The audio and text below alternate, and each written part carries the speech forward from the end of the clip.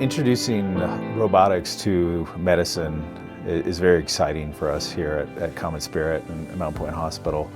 It's a way to invest more resources into the latest techniques and treatments for issues that are affecting our community. They give the surgeon the ability to do things that were previously not possible in laparoscopic surgery. They can make very fine movements that exceed the dexterity of the human hand. But I find myself trying to get patients here because of the availability of the robot.